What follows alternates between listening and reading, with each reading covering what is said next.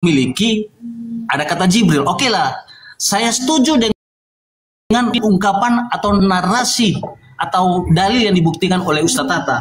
Ya, kalau Anda buktikan yuk sama-sama biar kita uji di sini.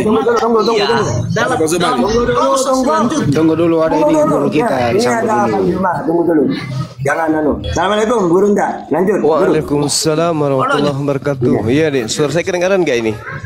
Kedengaran. Mantap. Oh iya. Lanjut. Saudara-saudara, adik-adik sekalian, silakan dilanjut. Ini soalnya yang ini ahli banyak mak. Dia punya ilmunya gitu loh. Ahlinya ya. Kan kita lagi ngajarin Kristen mengenal Islam. Jadi kita kudu wajib sabar memang. Tat, saya bukan ahli, tapi saya ingin belajar, ya kan. Saya senang berdiskusi.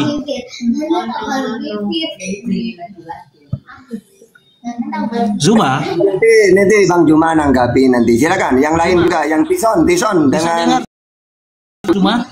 Iya, saya dengar. Oke. Gimana? Dalam surat Maryam 17. Di sini dikatakan, maka ia mengadakan tabir. Ini data yang saya pegang aplikasi Al-Quran. Maka ia yang mengadakan tabir yang melindunginya dari mereka. Lalu kami mengutus roh kami kepadanya, maka ia menjelmah dia di hadapannya dalam bentuk manusia yang sempurna. Nah, narasi yang disampaikan oleh surah Maryam, ketika kami mendengar pernyataan dari saudara-saudara kita, yaitu umat muslim, bahkan apologet muslim, mengatakan bahwa Yesus itu adalah manusia biasa. Dia sama dengan nabi-nabi yang lain, seperti Nabi Muhammad, seperti Nabi Musa, karena dia hanya utusan. Tetapi klausa yang ketiga di sini dikatakan, maka ia menjelma di hadapannya dalam bentuk manusia yang sempurna. Kata menjelma di hadapannya berarti Yesus itu sebelum ada di dunia, dia sudah ada. Nah, bagaimana tanggapan dan jawaban dari Suma mengenai surat Maryam 17 ini? Silakan. Yang pertama yang harus saudara pahami adalah bahwa yang datang kepada Maryam ini adalah malaikat. Itu dulu. Yang datang kepada beliau ini adalah malaikat yang kemudian disebut Jibril. Al-Quranul Karim menjelaskan dalam surah Ali Imran ayat 42, A'udzubillahi minasyaitonirrajim. Wa isqalatil malaikatu ya Maryamu innallaha astafak wa tahharak astafak ala nisa al-alamin. Dan ingatlah ketika malaikat berkata, wahai Maryam. Terjawab ya. Jadi yang datang kepada Maryam itu adalah malaikat. Di ayat yang lain kemudian dikatakan pula, isqalatil malaikatu ya Maryamu innallaha yubashshiruki bikalimatin minhu. Ketika malaikat kemudian berkata kepada Maryam, wahai Maryam, sesungguhnya Allah menyampaikan kabar gembira kepadamu tentang sebuah kalimat darinya. Jelas ya? Jadi yang datang kepada Maryam itu adalah seorang malaikat yang kemudian kami menyebutnya Jibril atau Roh Kudus. Masalahnya di mana? Anda ingin mengatakan Roh Kudus atau Maria Gabriel itu Tuhan atau apa ini? Ada lagi masalahnya? Ayo. Dibuka mute-nya, Nyong. Ya, maaf ya. Dan ini dikatakan maka ia menjelma di hadapannya dalam tanda kurung dalam bentuk manusia yang sempurna. Nah, kalau dia begini, Kalau dia manusia biasa seperti kita, seperti Iong, seperti Suma, kenapa dia harus menjelma? Dalam Filipi 2 ayat 6 ayat 11, kalau kita konfirmasi dengan Al-Quran dan Bible, maka apa yang dinarasikan oleh surah Maryam benar juga apa yang dikatakan oleh Paulus dalam Filipi 2 ayat 6 sampai 11, di mana dikatakan dalam keberadaan sebagai Allah dia tidak mempertahankan kemuliaannya, sehingga dia harus mengosongkan diri, datang turun ke dalam dunia ini menjadi hamba untuk mati dan Ya, saya tanggapi. Saya tanggapi boleh. Oke, silakan. Oke. Jadi jelas di dalam Al-Quran yang datang menjelma menjadi seorang laki-laki itu adalah malaikat. Al-Quran yang menyatakan itu. Kamu nggak bisa bantah itu. Al-Quran. Adapun surah Maryam yang Anda bawa tadi, kan sudah dikatakan di situ, Innama ana rasulu rabbik. Aku adalah malaikat yang diutus Tuhanmu untukmu. Li'ahabalaki gulaman zakiya. Untuk menyampaikan anugerah kepadamu seorang anak laki-laki yang suci. Yang tertulis di Filipi 2, dengarkan baik-baik. Dengarkan, yang lain diam. Yang tertulis di Filipi 2 nomor 6, nomor 7, nomor 8 itu bukan malaikat, itu juga bukan Yesus, itu juga bukan Tuhan, tapi itu adalah Satan, iblis. Saya kasih bukti kalau itu iblis. Pelan-pelan dengarkan. Dengarkan. Dia mengosongkan diri, tidak mempertahankan keilahiannya, keteosannya, ketuhanannya, melainkan mengosongkan diri dan mengambil rupa hamba dan menjadi seorang manusia. Dan dia taat, bahkan taat sampai mati di atas pohon. Siapa dia? Siapa dia? Itu adalah iblis. Kenapa? Kenapa bukan Yesus? Karena Yesus di dalam Yohanes 8:42, Aku datang menjadi manusia bukan atas kehendakku sendiri. Itu Yesus. Sedangkan yang datang kepada Paulus, aku datang menjadi manusia adalah atas kehendakku sendiri. Jelas, itu adalah setan. Itu bukan Yesus, itu bukan Tuhan, itu bukan malaikat, tapi itu adalah setan. Saya ulang lagi.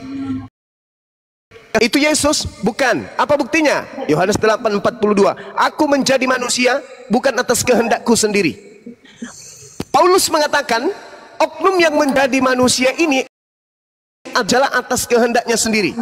Bukti bahwa yang datang kemudian kepada Paulus itu adalah setan dalam wujud manusia.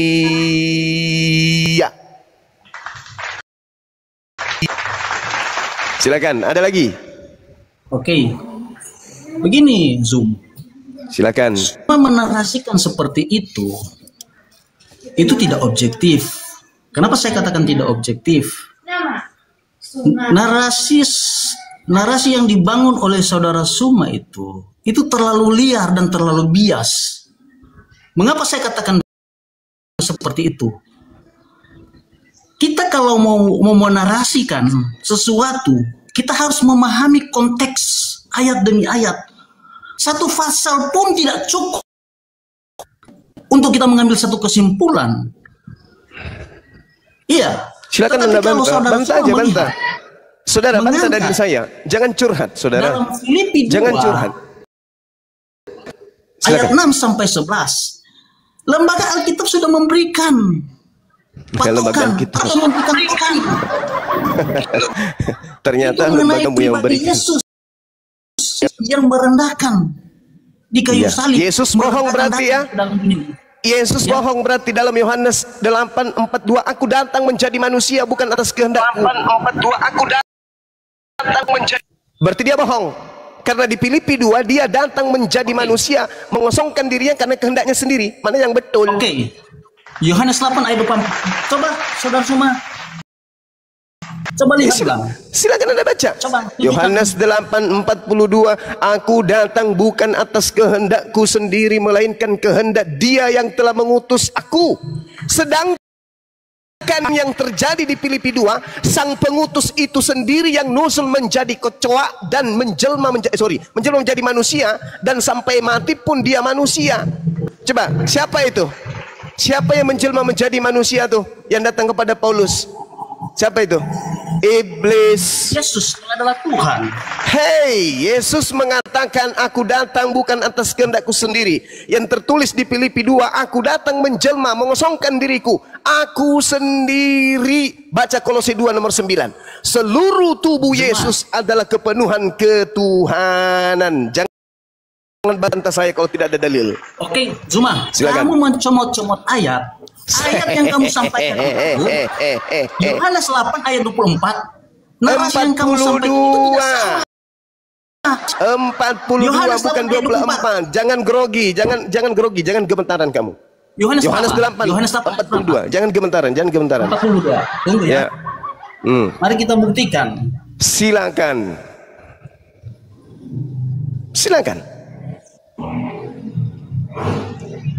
Di sini dikatakan, kata Yesus kepada mereka, Kata Yesus, jikalau Allah adalah Bapamu, kamu akan mengasihi aku.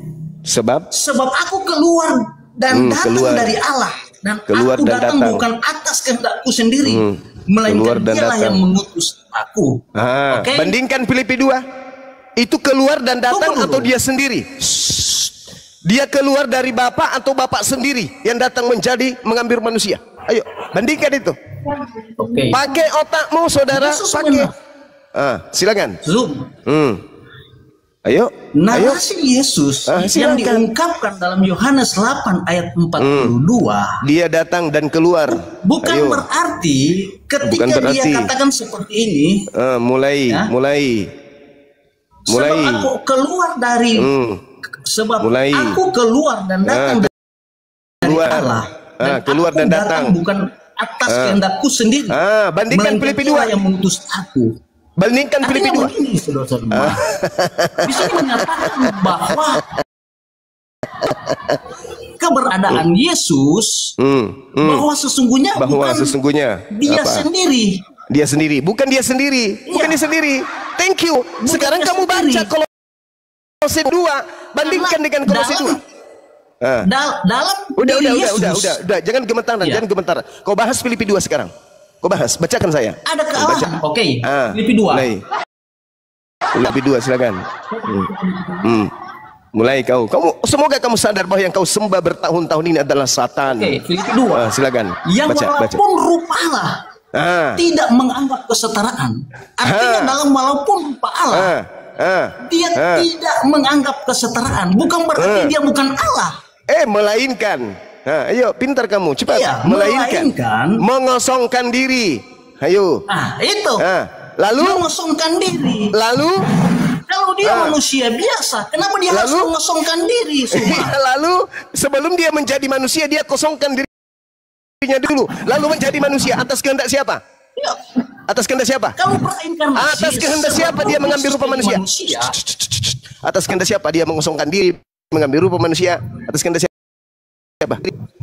Atas kehendaknya diri sendiri yang adalah Bapa, yang adalah Tuhan. Pintar sekali. Kalau Yesus atas kehendaknya menjadi manusia atau bukan? Oke, kalau kamu menolak Yesus itu bukan Bapa. Lutut jangan gemetar. Dalam Yohanes 14 ayat 6 sampai 11. Yesus menyatakan kepada Filipus, akulah Bapa. Akulah jalan. Sampai kepada Bapa enggak boleh. Mau Bapa yang mana lagi yang saya mau tunjuk sama kamu, Filipus? Di mana dia mengatakan akulah Bapa? Hei, saudara, Yohanes 14 nomor 6, dia tidak mengatakan akulah Bapa, akulah jalan, akulah kebenaran, akulah hidup. Tidak ada yang sampai kepada tujuannya, yaitu Bapa Tuhan, tanpa melalui aku.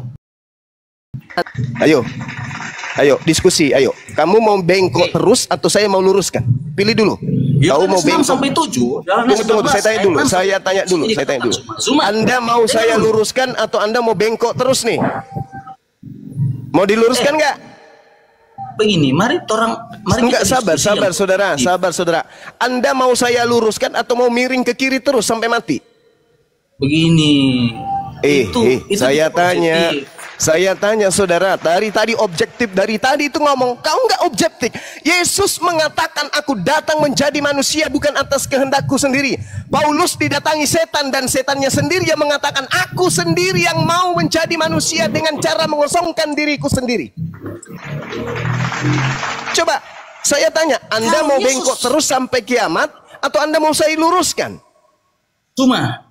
Suma, kalau Yesus itu bukan Allah, kenapa dia harus meninggalkan kemuliaannya?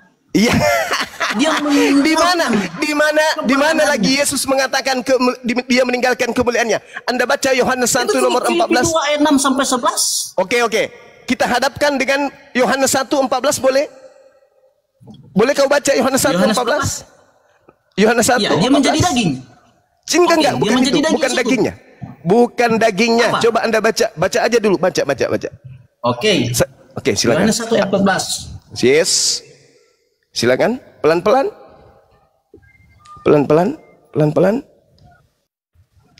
Baca pelan-pelan. Firman itu telah menjadi daging dan diam di antara kita, dan kita telah melihat kemuliaannya, yaitu kemuliaan yang diberikan Bapa kepadanya. Mana Yesus meninggalkan kemuliaannya? Justru Yesus menerima kemuliaan, bukan meninggalkan kemuliaan. Yang meninggalkan kemuliaan itu, yang meninggalkan kemuliaan itu adalah syaitan. Kata siapa? Kata Yesus. Mau dalil? Suma, kamu menyuruh saya baca Yohanes 1 ayat 14. Yes, silakan. Saya mau baca dalilnya, kamu tidak mau mendengar. Ya, silakan. Sorry, maaf. Silakan Anda baca. Yohanes 1 ayat 14. Firman itu telah menjadi manusia dan diam di antara kita, dan kita telah melihat dia. Yes. Telah melihat kemuliaannya. Saya mau tanya. Jangan dipelintir. Jangan dipelintir dalilnya. Baca yang 1 ayat 14. Ya, baca yang lurus. Firman yang menjadi manusia siapa? Yang menjadi manusia ini? Menurut kamu siapa? Dulu. Ini masih berbicara mengenai kemuliaan. Anda mengatakan dia meninggalkan kemuliaan. Itu fitness. Dia justru menerima kemuliaan. Yang memiliki kemuliaan dan ditinggalkan kemuliaan itu Anda dapatkan iblis. Di mana tertulis? Lukas 4 nomor 6. Coba Anda lirik sana. Baca pelan-pelan. Lukas 4. Lukas berapa? Lukas 4 nomor 6. Anda baca pelan-pelan. Oke. Nah, kata siapa? Sabar ya semua. Baca. Aduh, lambat kamu, Dek. Pencobaan di padang gurun. Ya, silakan Anda baca Lukas 4 nomor 6. Siapa yang berkata di situ, Dek? Iblis kepadanya. Iblis. Pelan-pelan. Apa kata iblis? Kata iblis kepadanya, segala kuasa itu serta kemuliaannya akan diberikan kepadamu. Apa yang masalahnya sini? Yang meninggalkan kemuliaan siapa menjadi iblis? Siapa yang menanggalkan kemuliaan menjadi iblis? Itu narasi yang kamu bangun dalam Lukas 4. Iblisnya yang berkata, Cak Ayu, segala Filipi kuasa 2 itu. ayat 6 sampai 11. Itu tidak nyambung. Kita baca Filipi 2 ayat 60 kembali. Saudara, Anda mau bengkok sampai mati atau saya mau luruskan ini? Kalau saya mau lurus, kalau Anda mau diluruskan, saya jelasin nih. Yang kau anggap bahwa dia adalah Yesus, di dalam Filipi 2 Tuhan datang menjadi manusia, itu setan, bukan Yesus. Yesus berkata, aku datang dan keluar dari Tuhan. Sedangkan yang di Filipi tidak datang dan tidak keluar. Dia sendiri yang turun mengosongkan dirinya menjadi manusia. Beda. Cuma fatal kamu cara menafsir Alkitab. Saya tidak mentafsirkan, Bung. Itu yang tertulis di dalam Bible. Itu yang tertulis. Oke, sekarang saya tanya. Kamu dengar Oke, dulu. silakan. Dalam Filipi 2 ayat 6, saya baca mulai dari ayat 6. Yang walaupun dalam rupa Allah. Yang walaupun dalam rupa Allah. Iya, walaupun dalam rupa Allah. Tidak menganggap kesetaraan dengan Allah. Melainkan itu sebagai milik ya, yang dipertahankan. Melainkan telah mengosongkan diri. Berarti yang menjadi manusia dia sendiri, berarti dia menjadi manusia atas kehendaknya sendiri atau atas kehendak unsur lain? Atas kehendaknya sendiri. Alhamdulillah. Rabbil alamin. Yesus menjadi manusia atas kehendaknya siapa? Iya. Iya apa? Kehendaknya apa? sendiri. Sebagai Tuhan, sebagai Bapa. Berarti Anda mau selamanya bengkok atas kehendak yang Maha Kuasa. Itu pintar. Di dalilnya Yohanes 8 nomor 42, aku menjadi manusia bukan atas kehendakku sendiri. Filipi 2, aku menjadi manusia kehendakku sendiri. Sama enggak? Zuma. Yesus kan Salam saudaraku. Zuma. Iya, silakan. Ayo. Yesus kan penebus. Yesus kan juru selamat. Yesus kan penebus. Yesus kan juru selamat. Terus? Nah, dalam kitab perjanjian lama, Yahweh sendiri mengatakan dia adalah penebus, dia adalah juru selamat. Dalam Ayub 19 ayat 25, di situ dikatakan bahwa Yahweh bangkit dari atas debu. Nah, saya mau tanya sama kamu. Adakah Yahweh bisa bangkit dari atas debu? Hei, maksud lu apa? Kamu baca, untuk menyangga itu kamu baca Yesaya 63 nomor 9. Dalam segala kesesakan mereka bukan seorang utusan. Bukan seorang utusan, bukan seorang Yesus. Melainkan dia sendirilah yang menyelamatkan mereka. Mana buktinya? Mana buktinya? Anda baca Kisah Para Rasul 13 nomor 23. Tuhan menjanjikan kepada Bani Israel juru selamat, yaitu Yesus. Baca Kisah Para Rasul 2 nomor 22.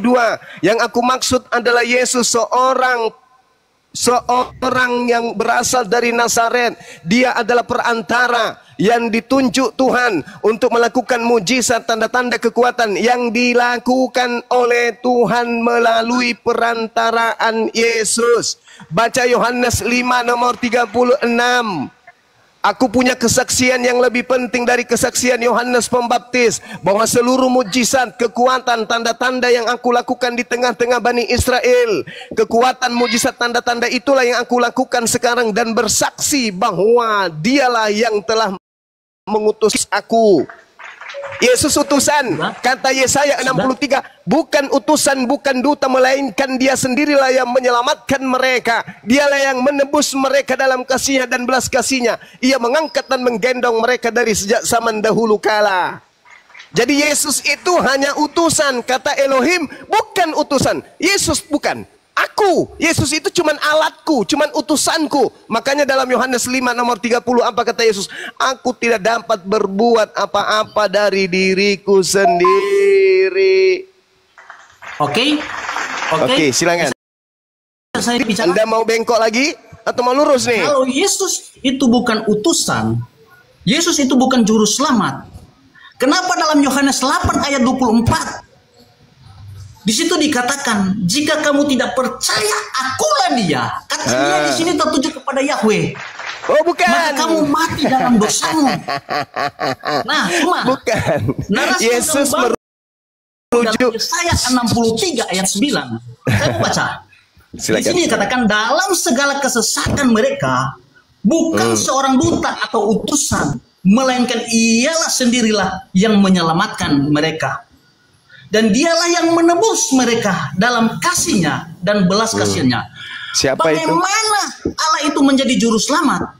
Bagaimana Allah itu mau menjadi penebusan? Ya? Kalau dia sendiri tidak mau melakukan. Hei, saudara. Contohnya saya, tunggu dulu semua. Contohnya saya, bagaimana saya mau katakan seorang ahli membawa saudara kurang paham ini. Kalau saya tidak mampu membuktikan bahwa saya pernah membawa pesawat, dia belum paham. apa jawabanmu? Saudara, bagaimana saya mau katakan Zuma itu seorang debater kalau kamu tidak menyatakan dalam komal-komal seperti ini bahwa kamu ahli debat? Jadi bukti bahwa kamu pintar debat, bukti kamu debaters yang hebat, kamu bisa buktikan dalam Komel ini. Begitu dengan pemahaman kami, begitu dengan Bible. Ketika Yesaya 60 Inyong bisa berhenti sebentar. Inyong, abangmu yang ngomong berhenti dulu ya anakku ya. Oke, silakan gantian ya. Silakan oke, silakan. Ya.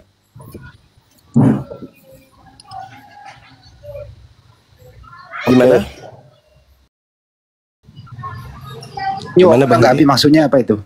Enggak, apa yang mau ditanggapi Banyuma itu? Oh iya, kalau Anda berbicara mengenai juru selamat, Bung, Nabi Musa itu juga adalah juru selamat. Oke, dia adalah juru selamat bagi kaum Israel, menyelamatkan Bani Israel dan seterusnya.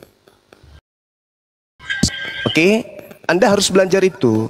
Jadi Yesus itu maksudnya juru selamat, dia adalah utusan sang pemberi selamat dunia kepada Bani Israel, agar Bani Israel kemudian ini bisa terselamatkan. Makanya apa yang dikatakan oleh beliau, akulah jalan, akulah kebenaran, akulah hidup, tidak ada yang sampai kepada Bapa. Oke? Berarti Yesus sebagai duta saja kan? Dia hanya sebagai perwakilan Tuhan. Kan dalilnya ada tuh.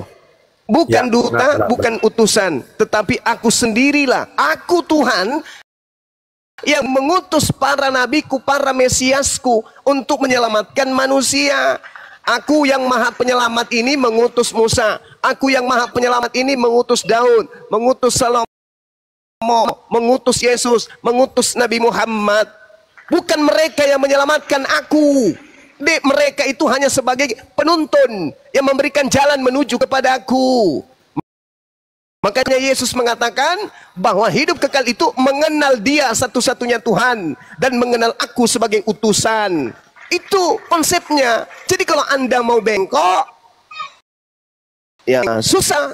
Diluruskan seperti apapun tetap aja bengkok. Tadi di awal kan saya sudah mengatakan, Yesus datang ke atas muka bumi ini, Dia keluar dari Bapa, Dia datang dari Bapa, bukan atas kehendaknya sendiri. Filipi 2, bukan hal yang keluar, bukan hal yang datang, tetapi yang ada di Paulus itu adalah Dia sendiri yang nuzul menjadi manusia. Siapa itu?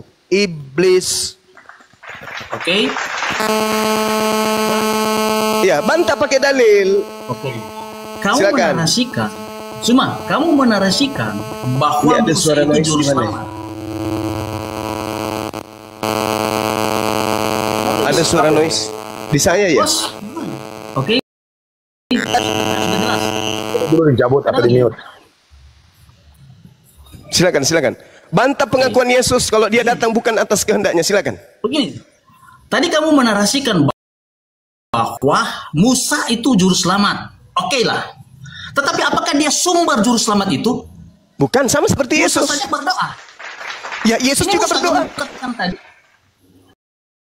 Yesus berdoa. Oke, kalau Yesus berdoa, ketika dia berdoa kepada Bapa, itu bukan berarti dia berdoa kepada pribadi yang lain. Sudah. Karena Mana syahadat saudara, dengarkan saya. Saya mau Anda itu lurus, jangan silakan. bengkok. Kalau Anda mengatakan Yesus tidak berdoa kepada pribadi yang lain, saya mau tanya. Pada saat Yesus Tuhan Anda itu bayi, siapa yang mengurus alam semesta? Yesus. Yesus yang bayi itu mengurus alam semesta. Iya. Siapa yang hendak Anda tipu di sini? Apa yang kami tipu? Lah, Anda mengatakan kami Yesus sang sampaikan bayi adalah mengurus alam semesta, sedangkan saja dia diceboin. Oke, saya jawab pertanyaan Ya, kamu. silakan. Kalau kamu menarasikan seperti itu, ya, dalam Yohanes 8 ayat 58, ketika orang-orang Yahudi, orang-orang Farisi berdiskusi dengan Yesus sendiri mengatakan bahwa sebelum Abraham ada, dia sudah ada. Hei, Salomo Artinya jauh jangan lebih bilang hebat Abraham. kalau itu. Maria saja. Salomo Amsal 8 nomor 23, aku sebelum langit digariskan. Saya tanya masa bayi, bukan masa dia sudah dewasa. Masa bayi, bagaimana Anda bisa menjelaskan bayi mengurus alam semesta, mengurus pantatnya aja nggak bisa? Kan dia adalah Tuhan. Bagaimana dia Tuhan sementara dia bayi? Saudara, bagaimana dia Tuhan padahal dia bayi manusia, anak Maria, bayi masih orok merah. Bagaimana dia Tuhan? Waduh. Saya mau tanya. Waduh. Dalam Keluaran 34 ayat 5 sampai 11, bagaimana Yahweh dari langit turun ke bumi? Yang saya tanya ini, yang saya tanya ini si bayi, bukan Yahweh. Bayi. Iya. Bagaimana bayi ini Anda katakan berkuasa atas segala sesuatu, mengurus alam semesta? Bagaimana seorang bayi bisa mengurus alam semesta? Coba. Jawaban saya kan tadi, saya bilang Yesus adalah Tuhan. Iya, bagaimana seorang bayi? Saudara, bagaimana seorang bayi? Terus? Walaupun dia masih janin dalam kandungan Maria, bukan berarti di sorga itu kosong. Oh, berarti ada berapa pribadi? Tadi Anda mengatakan Tuhan Anda satu pribadi. Tadi Anda mengatakan Tuhan Anda satu pribadi. Jadi maksud Anda, ketika Tuhan Anda sebagai embrio janin orok, masih ada Tuhan cadangan lain gitu? Bukan seperti itu. Lalu apa ini? Apa? Anda mau jualan apa ini? Dengar Suma. Anda mau jualan apa? Anda mau jualan apa? Allah yang esa. Kamu percaya Allah kamu esa? Esa itu satu kan? Iya. Kenapa Bapak esa? 17. Tunggu Suma. Dengar. Kenapa Bapak esa? Kenapa Bapak esa dan juga Yesus esa? Ada berapa yang esa? Suma. Kalau kamu mengatakan bahwa itu Allah itu apa ini, saudara? Al-Quran dengan tegas mengatakan.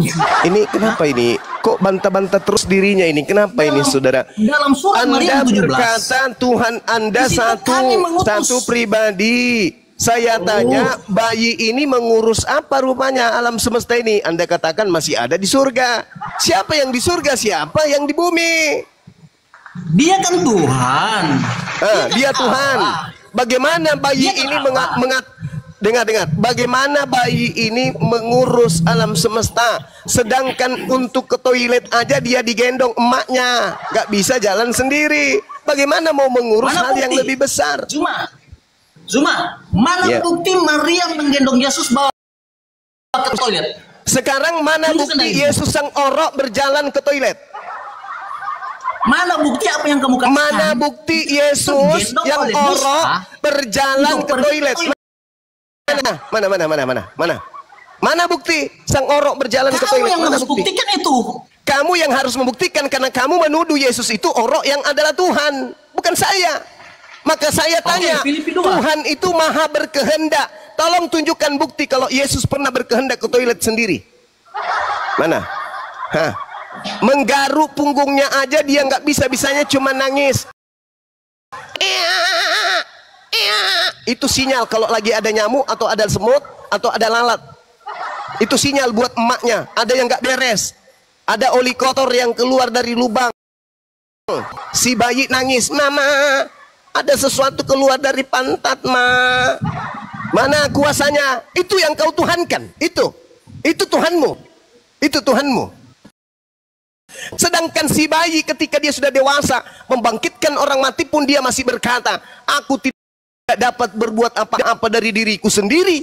Apatah lagi pada masa dia bayi. Dewasa aja nih, dewasa. Dia berkata Yohanes 5 nomor 30, aku Yesus tidak bisa berbuat apa-apa dari diriku sendiri. Apalagi pada masa bayi, Cahayu. Jadi Yesus yang adalah Nabi utuh 100% untuk Bani Israel, bukan Tuhan. Dan Yesus yang datang kepada Paulus yang adalah setan, adalah oknum yang berbeda. Sudah? Makanya Yesus berkata apa? Waspadalah kepada Yesus palsu yang datang kepadamu dengan memakai nama Yesus dan berkata, akulah Yesus. Waktunya sudah dekat, jangan kau percaya. Lukas 21 nomor 8, Matius 24 nomor 4, nomor 5, nomor 23, 24, 25, 26. Jelas itu. Cukup. Ada Yesus palsu yang datang setelah Yesus terangkat ke bumi, dari bumi. Ada Yesus palsu. Menurut siapa? Menurut Yesus. Nah, inilah Yesus palsu yang datang kepada Paulus, yang kau sembah hari ini. Silakan. Silakan. Kalau kamu mengatakan ketika Yesus dalam keadaan bayi, kamu mengatakan bahwa dia itu bukan Tuhan. Yang bukan Tuhan namanya juga bayi. Iya. Dalam Kolose 2 nomor 9. Sebab di dalam dia berdiam secara jasmani seluruh kepenuhan Allah. Kena kau di sini. Jadi begini. Ya silakan. Dalam keberadaan Yesus sebagai manusia, maka kepenuhan Allah itu secara jasmani itu diam di dalam dia. Entah kamu katakan. Lalu kenapa Yesus berkata, aku menjadi jasmani bukan atas kehendakku sendiri? Hayo, hayo, hayo, hayo, hayo, hayo. Kenapa dia berkata dalam keadaanku jasmani, aku menjadi jasmani bukan atas kehendakku? Hayo. Ternyata Paulus mengatakan dalam Kolose 2 nomor 9, kakinya Yesus, kukunya Yesus, giginya Yesus, matanya Yesus, rambutnya Yesus, ususnya Yesus, lambungnya Yesus, anusnya Yesus, semuanya itu adalah Tuhannya Kristen, termasuk yang dipotong pada hari ke-8. Benar itu semua. Berarti kulupnya juga Tuhan. Berarti kulupnya juga Tuhan.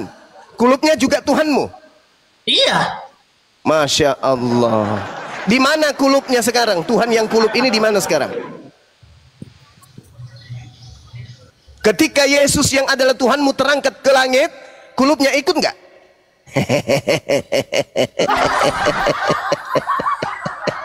Hati-hati, Bung. Iblis telah menyesatkan kamu. Wa ikhwanuhum yamuddunahum fil gayyi thumma la yuqsirun wa iyad'una illa syaitanan marida. Yang kau sembah selama ini adalah setan yang durhaka, yang mengatakan dan yang mengajarkan dan yang membisikkan kepadamu mengatakan kulup orang Yahudi adalah Tuhanmu, bukan Tuhan tetapi setan. Ayo, ayo. Mau bengkok terus, silakan mati dalam keadaan Kristen. Mau lurus, la ilaha illallah Muhammadar Rasulullah. Kabur. Ada lagi pasien? Izin yang di bawah, yang Kristen naik ya. Yang Kristen yang naik ya. Bang David, selamat malam sore. Mau diskusi dengan guru kami, silakan lanjut.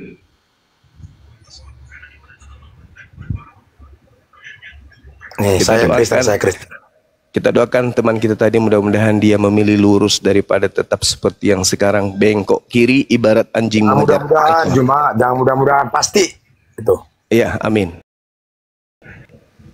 Pasti. Ya, silakan.